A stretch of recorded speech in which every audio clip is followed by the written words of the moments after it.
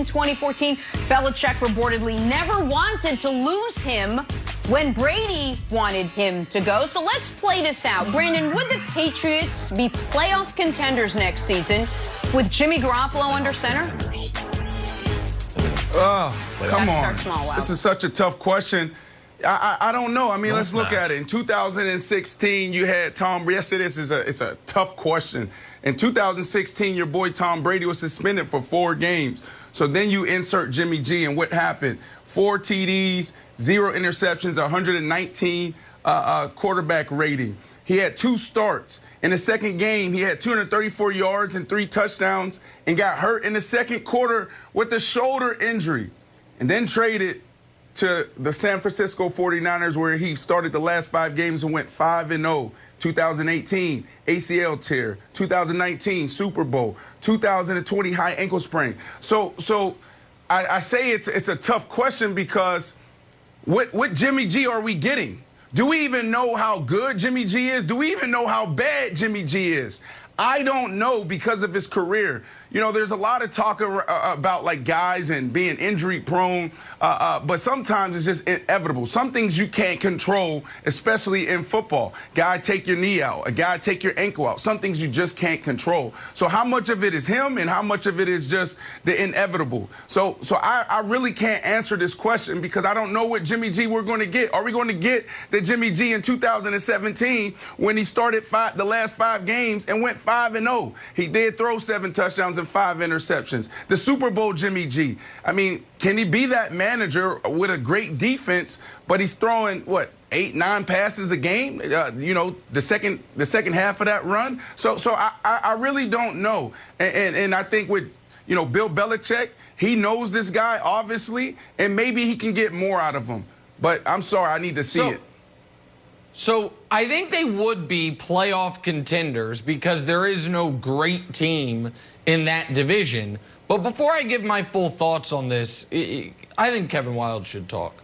Because Wildes, yes, how the mighty have fallen. Like, you know what I mean? I saw your face there, and I was like, you know what? This would be like if in 7 years, when LeBron's in year 25, we have a question like, can LeBron be like a 6th man on a winning team? And I'm like, oh my God, that's what we're talking about? But for you, it happened so fast. You went from being the envy of the league to, if you pull off this quarterback trade, can you once again be better than the Bills? So how does it feel? Like, what's going... I know you were excited about the Jimmy G conversation, but then brought down by the question. So I just want to give the floor to you, our resident Patriot apologist. Well, thank you. Thank you. Well, first of all, I wholeheartedly reject the premise. I reject the question. And Brandon, when I was saying it's not, you were like, it's a hard question. Like, I didn't mean to butt in. It's because the question by our producers was absolutely terrible. Of course, we're playoff contenders. We're playoff contenders if you want to suit up, Brandon, and get behind center. Look. We know that we've got the 4th most cap space. We know we got the 15th pick. We know we got all our opt-outs coming back. We know we got the smartest football mind, you know, in the history of mankind on the sidelines. Now, do I want Jimmy G? Yes, I would prefer Jimmy G. If one of the reasons that Cam struggled was not because of his arm or, you know, accuracy issues, it was just knowing the playbook, then it makes me think, all right, why don't we bring a guy in who knows the playbook, and a guy who, I don't know, likes to win games. And maybe I'm a Neanderthal, maybe I'm a simpleton, maybe I'm just a Patriots homer, but a guy who is, let me check my notes here, 26-9 as a starter in his career, and Kyle Shanahan, when he doesn't have Jimmy G in starting, is 6-24. Well, you know what? I'll take the winning quarterback. That's good. And Brandon, I'll throw it to you, Nick.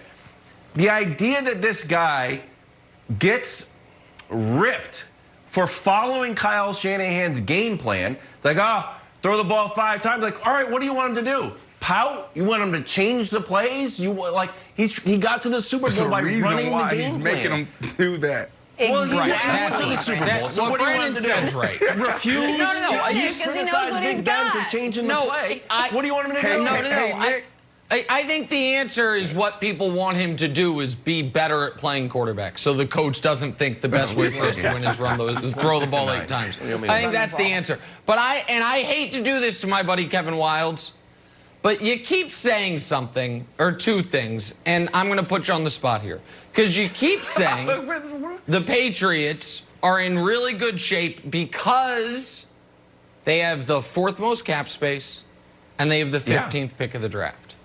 You're a diehard Patriot fan. I'm just curious.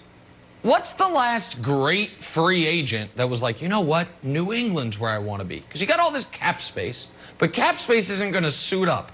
And speaking of the 15th pick of the draft, what's the last Patriots draft pick that you're like, man, Belichick nailed it. Man, we got a steal. We love that player that we got there. What? Go ahead. Tell me. Yeah, Kyle Duggar last year. It was great. Division 2. Finding diamonds in the rough. He's out there spelunking for talent. Okay, all right, there it is. And the free agent is to be named later? The free agent's Wes Welker 13 years ago? It's been a while. Moss was a trade. Maybe Kyle Van Noy counts the free agent. He can come back. I'm not sure if he comes back. Go ahead, Brandon. He had an easy out. You could have went Stephon Gilmore. You could have went the defensive player of the year. But at the end of the day, Nick. But at the end of the day, Nick, you're right. Because one of the things that we talked about all year, we're like, well, Tom Brady's not there, and then we start looking at Bill Belichick, the head coach, compared to Bill Belichick, the GM. Bill Belichick, the GM, the last 4 or 5 years haven't been great. Look at when's the last first rounder that really hit? And then also free agency. Like, this team is depleted. They're not deep. So you take away Tom Brady, and then all those things that he used to cover up is now highlighted, and there's a huge spotlight on it. So for me, Wildes, you keep manipulating numbers. I don't know who's worse at manipulate or better at manipulating numbers, you or Nick Wright. You're talking about 2009. 2009, like they went to the Super Bowl and Jimmy G just wins games. Well, they didn't win games because of Jimmy G. They won games because of that defense. Come on now. Don't let us go back in the history books. So here's the thing. I feel like we're all piling on Wildes, which is understandable because when it comes to the Patriots, he's quite irritating. But I want to make him feel better. Here's the thing. Here's Wildes how you guys can get Jimmy G. The question is, will Belichick overpay for him? He needs to call up 2 old buddies, Nick Caserio and John Lynch. Because I do not think the Niners are trading Jimmy Garoppolo away unless they have a quarterback coming back. The Patriots obviously don't have a quarterback to give. So the way this would work is essentially the Patriots would be trading 2 first-round picks for Jimmy G. Those picks would go to the Texans. The Niners would be trading 2 first-round picks and Nicky Bosa. That would also go to the Texans. You get Jimmy G, the Niners get Deshaun Watson. Do you think there is a world where Bill Belichick, for a player that he received 1 second-round pick for, trades away 2 first-round picks? Because I heard Greg Bedard say this is their plan A, but plan A's usually should have a likelihood of success. And I don't see a scenario where the Niners, even if they are not in love with Jimmy Garoppolo, move off of him without another quarterback waiting in the wings. So that's the trade I created. Nick Caserio, former Patriots in Houston.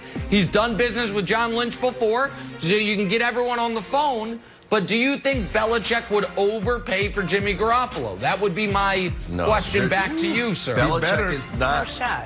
The only thing he overpays for is hooded sweatshirts. He's not overpaying. He values those first-round picks and he turns them into more picks. So I think it's just, I don't see him doing that, Nick. Then I like the trade, don't get me wrong.